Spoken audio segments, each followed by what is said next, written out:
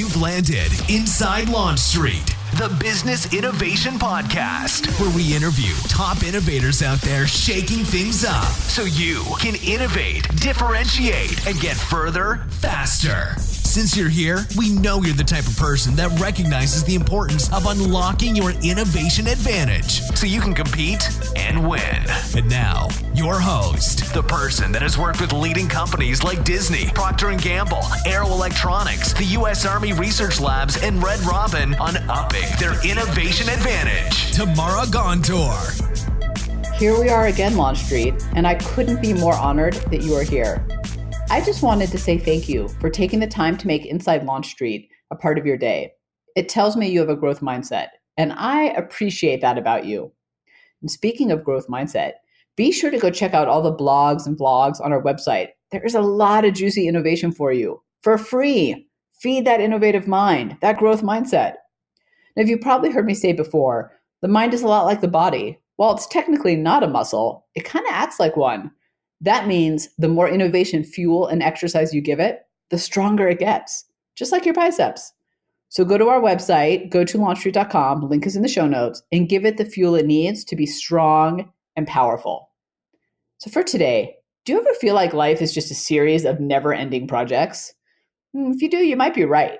Our guest today, Antonio Nieto-Rodriguez, is a project management champion, and he contends that everything we do is a project. Everything from cleaning out the fridge to launching a new initiative to launching a new product.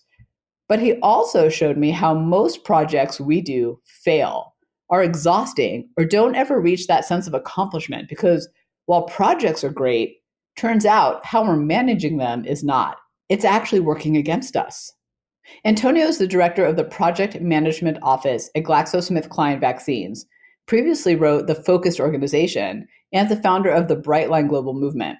Like I said, project management champion, and author of the new book, The Project Revolution, How to Succeed in a Project-Driven World. He's going to show us how to be more effective, more successful, and how to ignite innovation in the projects we work on, at work and in life. Let's do this. Antonio, thank you so much for joining me today. It's a pleasure, Tamara, to be in your show. So tell me, what's the one thing people would be surprised to learn about you? Well, actually, there's a few, but maybe I'll tell you one which has marked a bit my career, and is when I was a kid, maybe 13 years old. I was extremely shy. I was very, very, very shy. I had panic to speak in public. I could not speak in class when the teacher were asking me. I was shaking. Words were not coming out of my mind. So I was very shy for until I was 19 or 20. And I said to myself, this has to change. I need to come out of this shyness. I need to learn to speak in public. And today, well, since years, I am able to speak to thousands of people in front of the stage teaching. So I think that has been one of my biggest challenge in the way I've developed, and I'm happy I made it. You know, it's so funny that you say, not funny, interesting that you say that, because I think when I tell people that I do a lot of keynote speaking, I either get oh, that sounds fun, or, oh, like that must be the most horrible thing ever. Like with speaking in public, you either love it or you are petrified of it. There's no in between. Exactly. Yeah, exactly.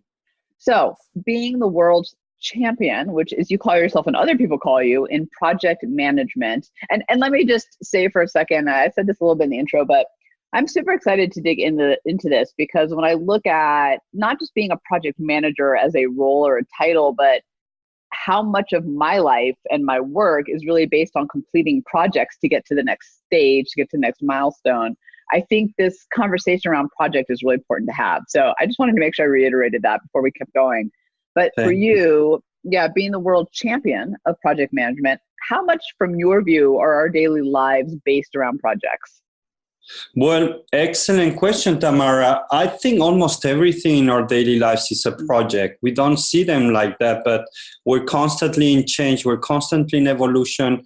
We have small projects. We have big projects in our lives. So I think if we would see our personal life as well as professional life as projects, and we would apply some of the principles that I tried to explain in my book, then we would be, I think, a bit more successful and happier. So yes, I think almost everything in our lives has a start and an end. And I always talk about a project that many people have in their careers. There's always some time, which is a wedding.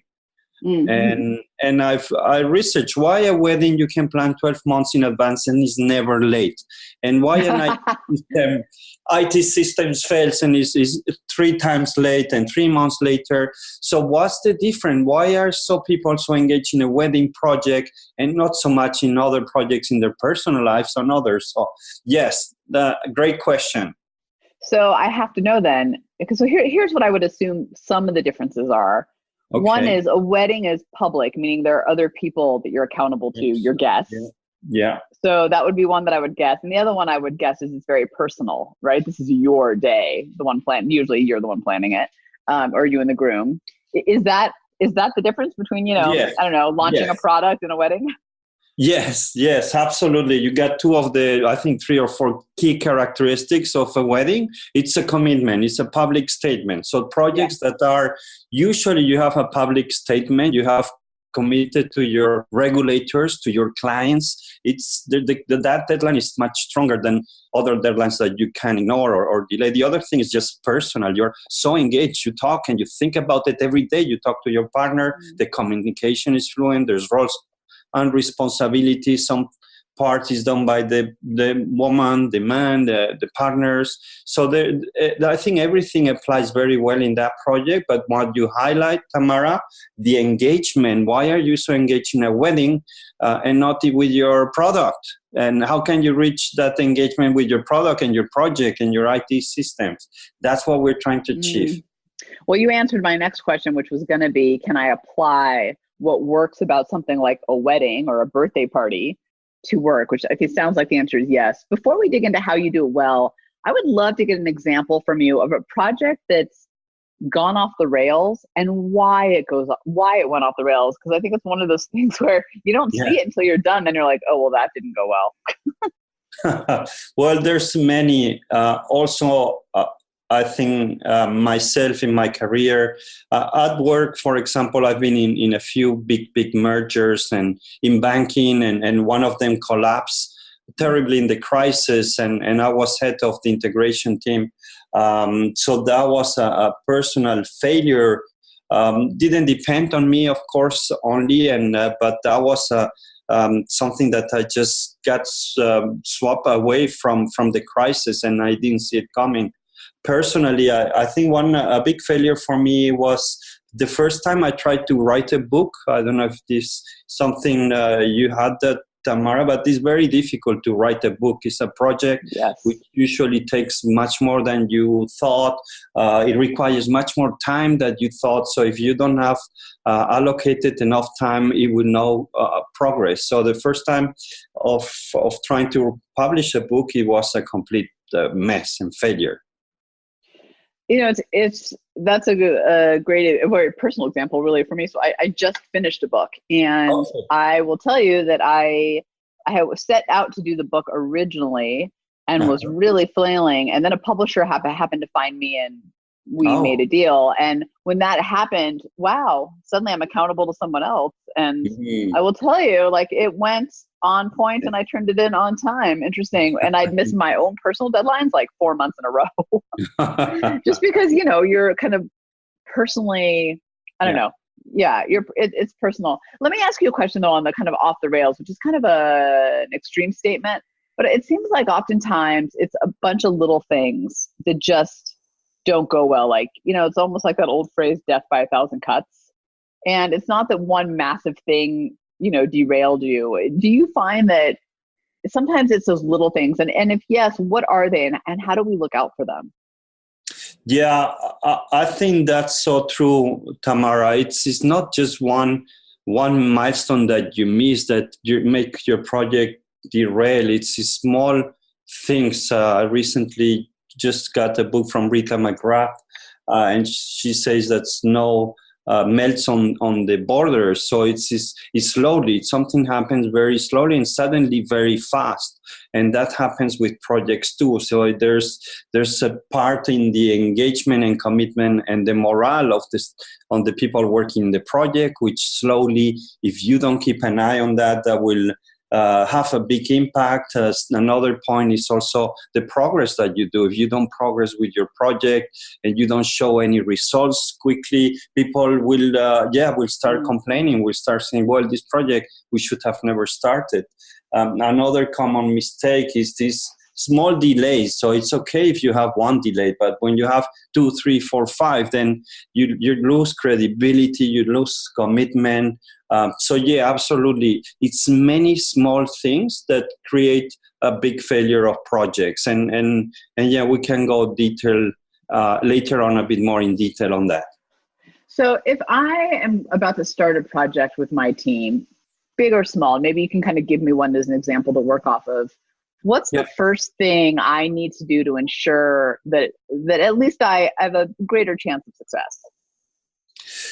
Well, I'll tell you two things maybe which I've seen again and again. First, one of the biggest issues with projects is that very, very easy to start. It doesn't cost anything to start a project. You call a kickoff with your team, and tomorrow you say, let's kick off a project tomorrow because I saw this in the news or competition, or I have this great idea. Everybody will show up in the kickoff. We love to start projects. We love that. But then people will start realizing, well, actually don't have the time. Maybe it doesn't make sense.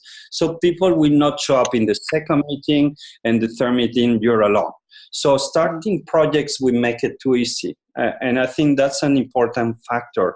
You really need to think why you're doing a project. Project means commitment, means time, it's often money, resources. So I always ask people to be very clear on the purpose of the project by answering two questions. What's the problem we're trying to solve? What's the opportunity we're trying to capture? If you're not clear with that, don't even start. Don't even start. And it's not about building a system. A system project, that's nothing. You want to create something with that system. You want to capture more customers. You want to expand the experience with your customers. That's the why of a project. So if you don't have a why very clear, don't start. The second very important point I would recommend, Tamara, if you want to start with your project, check capacity. Check that people have the time. Check maybe that you need to stop other projects that they're not going as good as they should be, but make sure that there's availability, because we launch very quickly and then we realize, how do you put that in perspective with the rest of the work? So make sure that you do a sanity check on, do we have the time right now? Is it the right time for the team to work on that?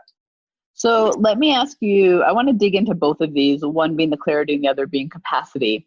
So let's start with clarity, because I'm wondering if oftentimes we think we're clearer than we are, and maybe we're missing the purpose behind it, or maybe more of the emotion behind it. To kind of your comment about the wedding in the beginning, like it's not just I've got to get the details for the wedding. It's like this day has to go off because this is my special day, and there are pictures, and exactly. I could get all like girly about it, but you know what I'm talking about.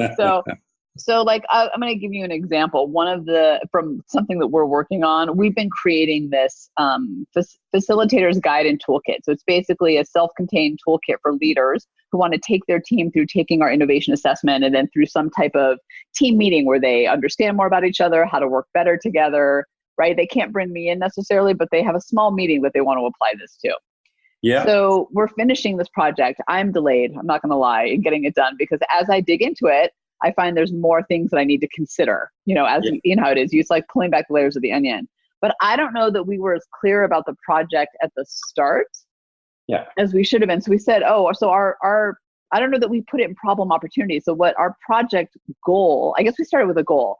Our goal was, we need to finish this facilitator's guide and toolkit so people can purchase it. They're asking us for it. So will you help me figure out how would I turn that into a problem and an opportunity? Because I want us on Launch Street to really hear the language that helps really make this clear, versus I think what I did, which is really just state an ambiguous goal. Yeah, we often talk about deliverables, outcomes, instead of the really purpose of the project. So I think the key toolkit that you want to develop and for potential clients increase your revenues, I think there's more than just the finance. I think you wanted to truly to make sure that your clients are better at innovation, that they're more aware of the different profiles and how they work together. If you look at the opportunity in that sense, you go beyond the first or the second kind of purpose of this project, but the deep purpose is to, I believe, to help your customers to be better in innovation, and I'm sure you can phrase that better. That's a much stronger commitment. That's a much more engaging. People will engage more into that one than just we want to increase revenues. That is, so I think for all of us on Launch Street, just using my delays as an example, that is a much different way to frame it. I was just taking notes as we were talking, thinking, wow, if I had set that out in the beginning of, hey, here's the problem we're solving and here's how we're helping the opportunity we're trying to capture is giving our customers what they need to help them be more innovative. Exactly. I think we probably the team would have moved a lot faster. So that's exactly. Yeah. And to your point, it's not about deliverables. It's about purpose. Correct. Up front. And purpose makes all the difference. And to your point earlier, that's what really gets you to engagement and motivation too, is the purpose, not the deliverable. The deliverable is just part of the process, right? Yeah, it's just part of the process. That's great. So let's talk about capacity, because what I've been hearing from a lot of people, and I'd love to hear your perspective on it, is I'm so tired of yet another initiative. They all have initiative fatigue because there are so many projects or initiatives, whatever you want to call them, that everybody's trying to juggle right now. And I think that's true across industries. So how do you, when you come up with something that you know needs to be a priority, how do you have that conversation with your team about capacity in a way that makes them feel good about it too, versus just, you've got time, right? I mean, people are hesitant to say no because we want our jobs. No, this is a tough question, Tamara, and a problem that I see in small companies, startups, but also in the biggest corporations in the world. It's just very hard to find out the capacity that organizations can carry. I think the biggest mistake I see is that your companies don't reflect. They just assume because you launch a new project, people will just take it on board. And like you were saying, this initiative fatigue or change fatigue, it's there. It's a big issue, and that's it's creating a lot of burnouts, and that's not good. So I think my kind of rule of thumb is, if you start something, stop something. What are you going to make it difficult? Make it a trade-off. It's not easy to. Okay, this looks better than what we're doing. This is going to be a big thing for us. So what are we ready to stop to make availability to go for this? If we really think this is better and has a lot of potential, we should be able to do it. And so I think it's a discussion that you need to have with the team, saying, guys, I think this is something very important. One thing, Tamara, at one point I've analyzed hundreds of projects, thousands. Though the best projects have full-time dedicated people. So let's say the iPhone, for example, the Project Purple, the first time they created 100% dedication of the team. And they were the best team in Apple at that time, 2004. Why companies are not able to put together a small team of their best resources for 6 months working on one project? If they really believe they want to make an impact, that's the extreme you need to go. I know that reality is a bit more challenging, and some people will be doing many things at the same time. But I think this is very important to reflect and be able to extract people from their day-to-day job into a project mood for acceleration, for getting results faster, for doing the project right. And somewhere in between, it's the fine-tuning that you need to know. Well, I really appreciate that, though, Antonio, because I think oftentimes we just layer on stuff. And, when you're talking, what I'm thinking is that is really the job of leadership, is to make sure that they're not stretching their people so thin with a bunch of projects that are barely going to move the needle, when there's one or two, and maybe it's not always one, but, there's a top list of priorities that are the ones that are actually going to make the impact. And I don't know if you've read that book, The One Thing. Yes. And yeah, I love that book. And one of the things he said, and I'm going to paraphrase it and probably not get it 100% right, but one of the things he talks about that I really try to stick to is, what's the one thing, if I do this, it makes all other things easier, go away, irrelevant, whatever he says it. But nice. I try to really work from that vantage point of, to your point of trade-offs, of all the things I could do, what's the one thing that's really going to move the needle versus all the little projects? And I do find that if I take that perspective you're talking about, those other projects tend to go away because I don't actually need them. Exactly. When I talk to executives, big corporations, and I ask them, tell me how many projects you have in this company. They say, I don't know. I don't have a clue. Some other executives will say, we have about 350. Other, I say, around the table. Other will say, no, we have 600. And I say, you can cut 50% of all the projects that you have. Nothing will happen. Your business will continue. So I just realized that I don't know how many projects we have, and I just wrote down to do a project map wall, so I even know what the hell's going on. And we're small, relatively speaking. We're not a big, Fortune 500 company, but it can get away from you. Yeah. Wow, that's a great. We could probably do an entire podcast on trade-offs. And let me ask you this about trade-offs before. I want to dig into your book because it's really good and talk about your project canvas. But before we head there, when you think about trade-offs, when you were thinking about the projects you've led, how do you determine which is a stronger priority? What are some of the criteria you go through? Yeah, I think another great question. So you often assume that time is the number one priority. You have a fixed deadline. If the deadline is actually fixed because you have a commitment like we talked before, then absolutely I will make sure that we deliver that date. That means that I need to trade off a bit on the scope, meaning on the product, what I'm trying to develop. I will face the product instead of doing the 100%. I will say for that deadline we can do 80%, and then we'll finish the 20% in a second phase. So when the deadline is absolutely a commitment and you cannot miss it, you have that brand as well that you don't want to lose with your customers, then you trade off often on the scope and you face it. And I think that's something that you need to discuss with the leadership and your customers if you're working. Before you go on though, do you think with those deadlines, sometimes do you think you should question the deadline and just confirm that, hey, this is the day we really need it by? Versus pushing to a date that's irrelevant? Yeah, and I think that's a fair question. We put deadlines sometimes just to put pressure on the people. So I think that's a fair discussion that you need to have with the team when you set these goals.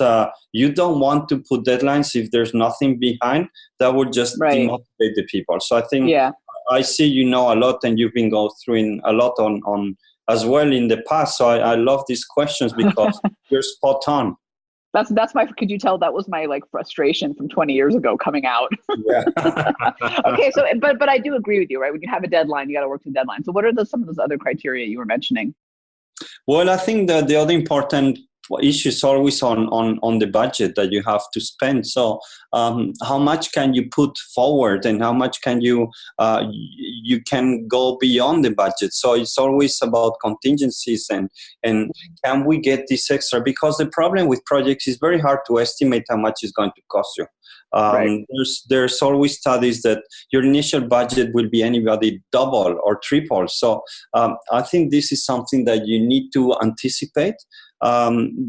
Keep an eye, and often the trade-offs will come from that side is, we've reached a limit, or no, we can put 10% more in terms of budgets, and that will allow you to continue with the project. So trade-offs around the budget, because the estimation is so hard, it happens all the time.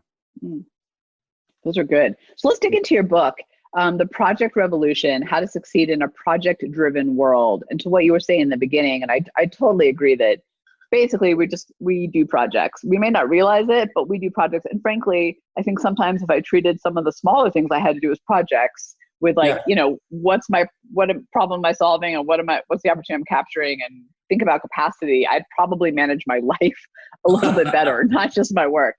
But one of the things that you write about is based around the project canvas.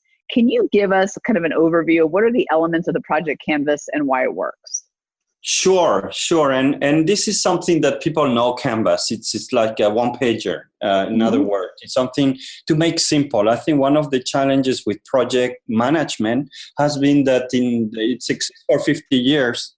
And the challenge there is that project management, the methodologies, the methods were developed by engineers for engineers. So right, and the rest of us are not.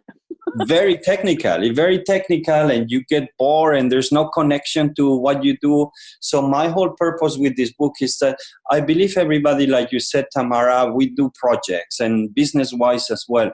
But because project management is so technical and it's not appealing, people don't use it. They don't deep dive into it a bit to learn a few things. So my goal was to simplify, make it simpler. Anybody can use it. You can use it to plan your wedding. You can do it for your startup. And that's the canvas. That's the kind of history behind this one-pager, the project canvas. And it has 4 dimensions. And it's using questions. It's the questions. If you can provide me an answer to that question and you feel comfortable with it and your team, that point is check. It's like a checklist. And you can go ahead if the majority of the questions are positive. If you miss half of them, don't even start. So let me just quickly go through the 4 dimensions. Yeah.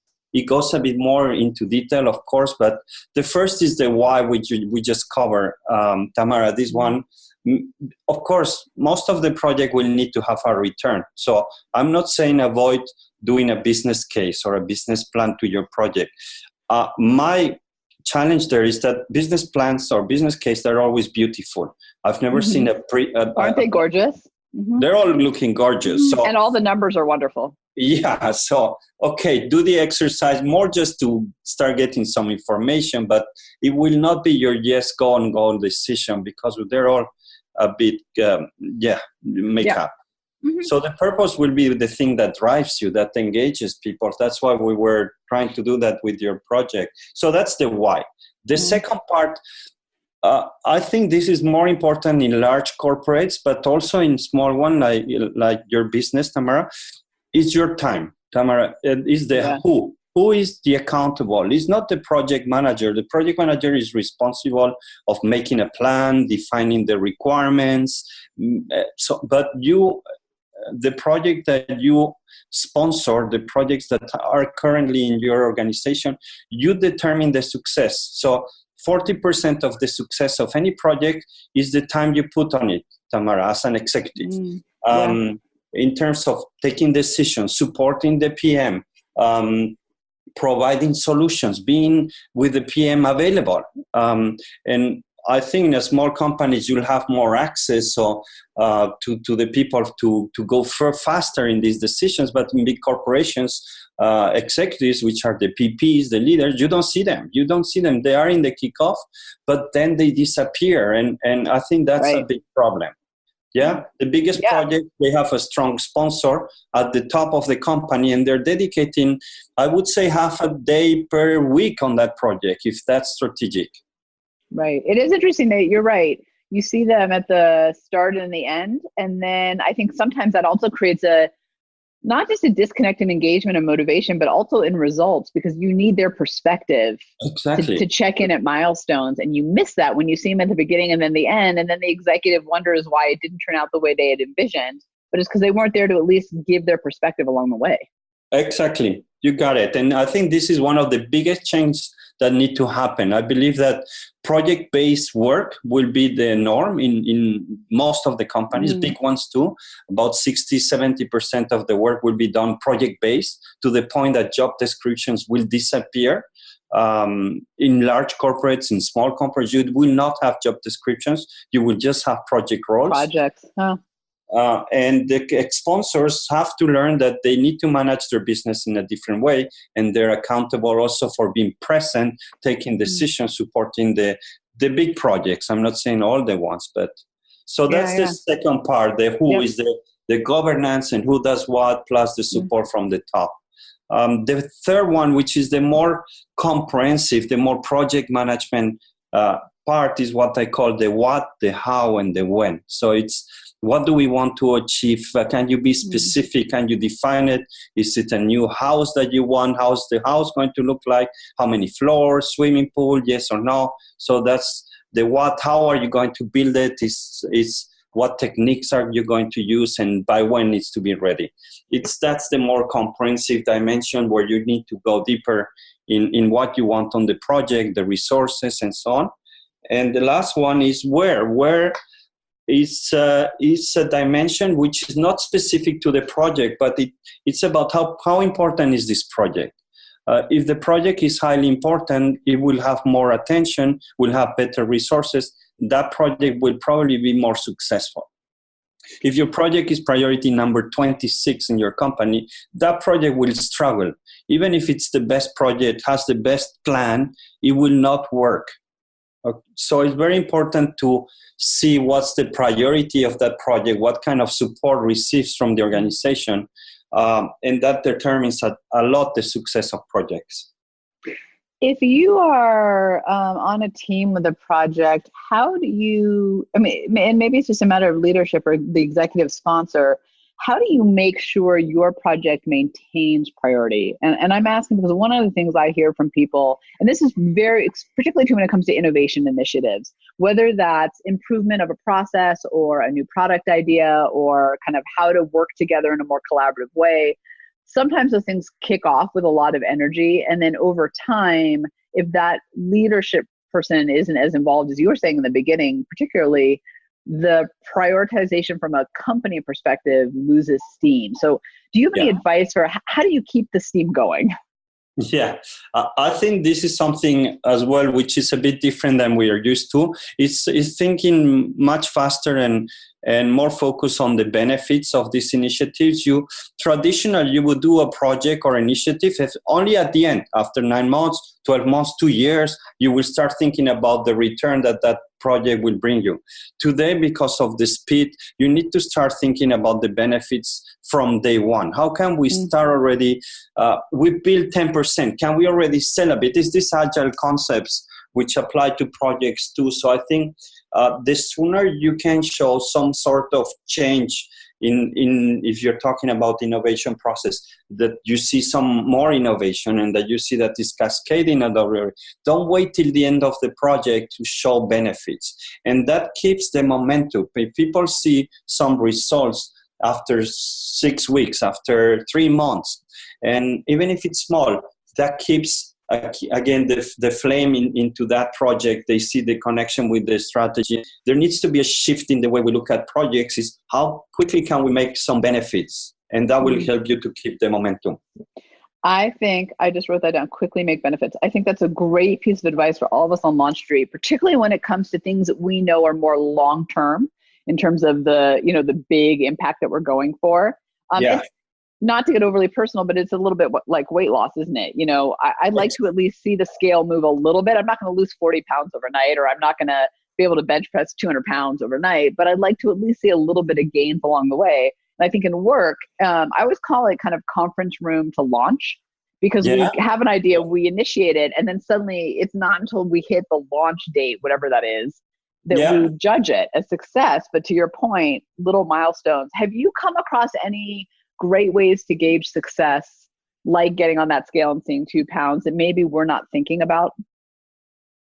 Well, I think maybe I'm not going to answer your question right away, but let me give you an example, Tamara, from a project which I find fantastic, that people see the perspective on this importance of looking at the benefits. There's a project which I love, which is the cathedral in Barcelona. It's called Sagrada Familia. It's a beautiful kind of Gothic building. That project started in 1882. So it's about 130 years ago, 140 years ago, and it's not finished. It's goodness. It's going to be like an amazing church, the tallest church in Europe, and they plan to finish on 2026. So this is a project which is about more than 100 years late. I went to talk to them for finding out what the hell is going on with this project. I want to know. This is for my book. So I went to talk to them. I went to Barcelona, and I asked the project leader, guys, are you not a little bit ashamed? You are not just one week late or 1 month or 1 year or 10 years, you're 120 years late in your project. And they said, no, Antonio, I'm not ashamed. We're not. And you know who's our client? And I said, no, who's your client? Who's your key stakeholder? God is our client. And he's not in a hurry. You're in a hurry. Oh, so they had it right. We thought it was late. Exactly. We're fine with it.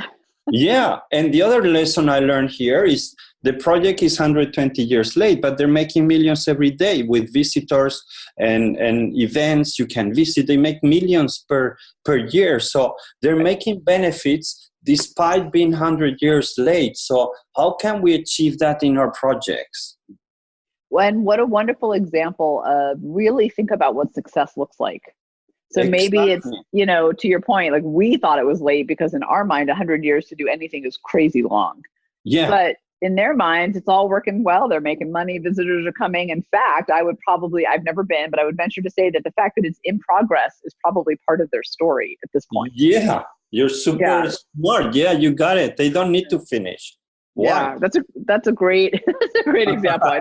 And for all of us to really think about what are some really not just visible milestones, but ones that really make sense that say we're on track or we're getting what we need out of this project. And that's part of the reason why, Antonio, I really appreciated your canvas is it had me think about things that I hadn't considered when I initiate things like purpose and passion, which we kind of talked about a little bit earlier, but also things like quality. So you have here, how do we ensure that the outcome will meet the quality standards? What a great question to ask. Yeah. I never thought about that. We forget about testing and we launch, I remember homecare.gov, the website when it launched, it was a big in the news, it didn't work. So why didn't they test? Why don't you test? So it's just very basic, Tamara, but it has the right questions. If you just answer them, your project will have big chances to make it. So we've talked a little bit about this throughout the interview, but I'd love to hear your perspective kind of focused on this. Why do you think good project management is so important for, I think, both an individual and a company when it comes to being able to be innovative? I think they go hand in hand. I think this is like this. Yeah, you cannot be innovative if you are not good at the implementation of the project management. You cannot be good at projects if the innovation is not good, if there's no problem or opportunity. So I think what you're seeing now, there's more and more type of bending between innovation and projects.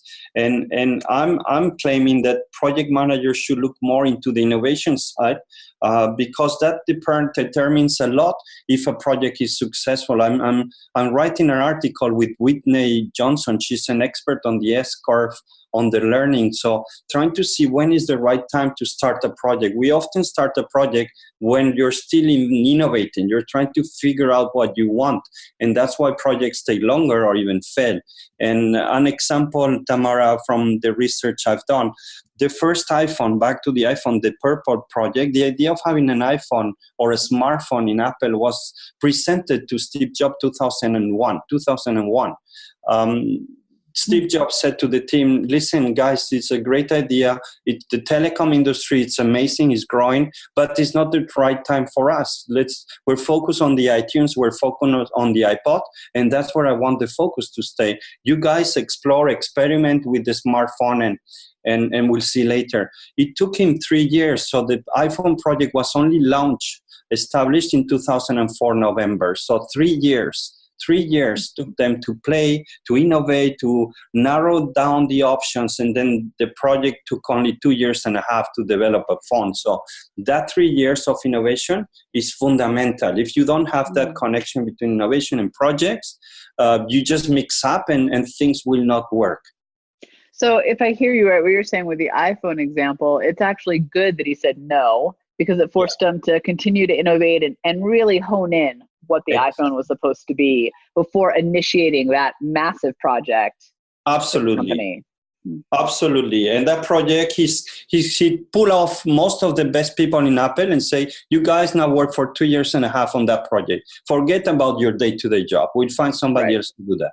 And, so they were doing that while the rest of the company was doing iTunes. Exactly.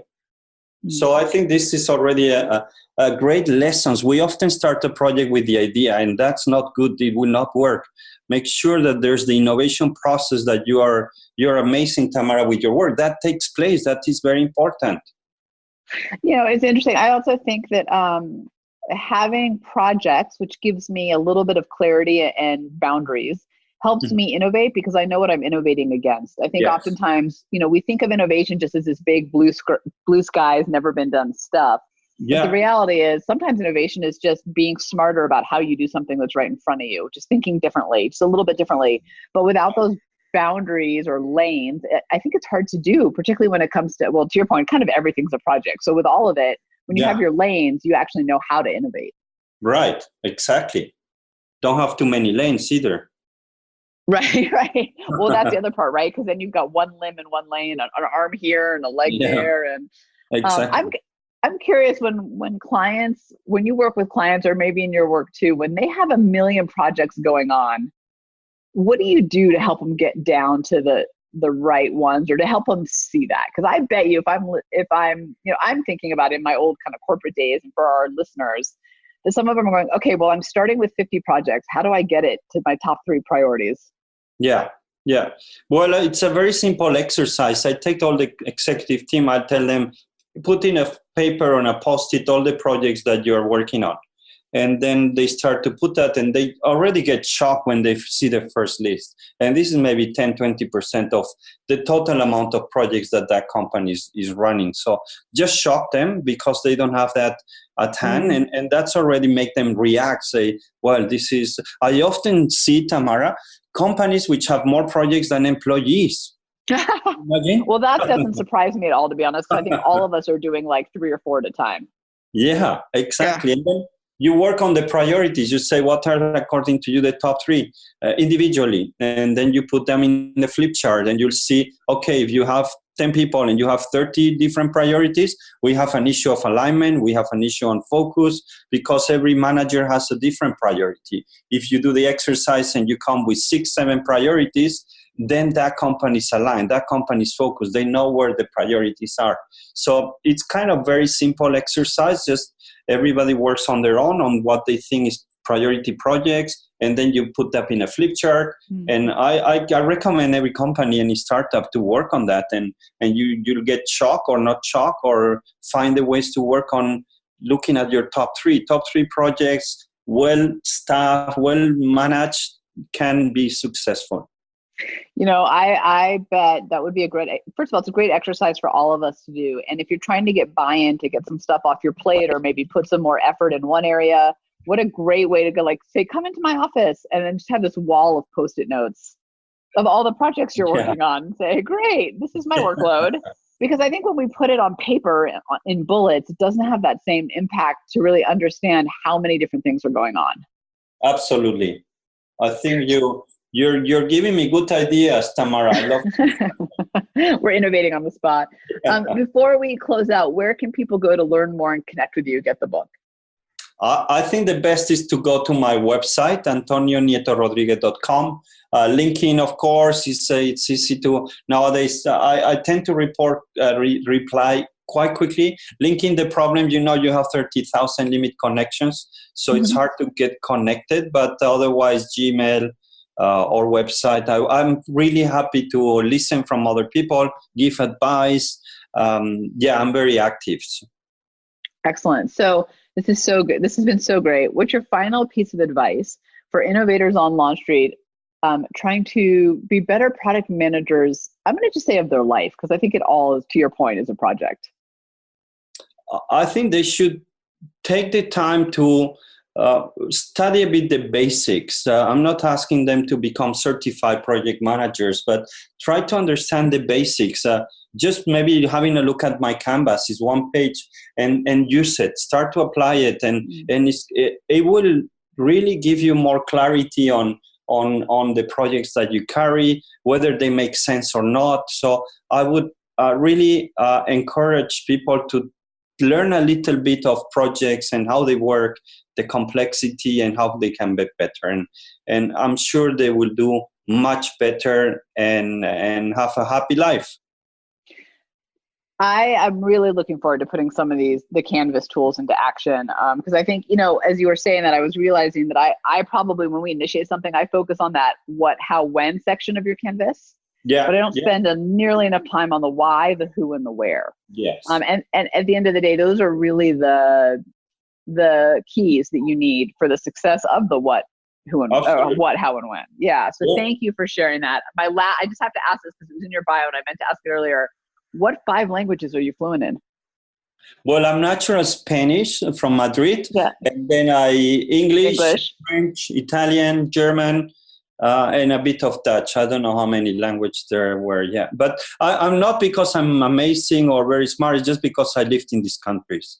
And I love it when I was just curious about which languages. I assumed Spanish and English. I had those 2 and I figured German actually. Yeah. ¿Hablas español? I don't, no. But hopefully my kids will. That's the goal. Very nice. It's a great language to know. So Antonio, thank you so much for joining me. This has been really enlightening, and I think for Launch Street, for all of us, just a powerful way to think about how to get the things we want to get done. I mean, we are all trying to be innovative and make an impact, and this is the tool for us to do that. So thank you. Thank you, Tamara. Pleasure, and thanks for all the work you do on this space. Thank you. Thanks for hanging with us on Inside Launch Street. If you know someone that is truly ready to unlock their innovation advantage, have them join you on Launch Street. Discover your innovation advantage, build a team of high-performing innovators, and ignite ideas and solutions that create massive impact. GOTO, launchstreet.com. Remember, innovators, if you don't take the leap, somebody else will.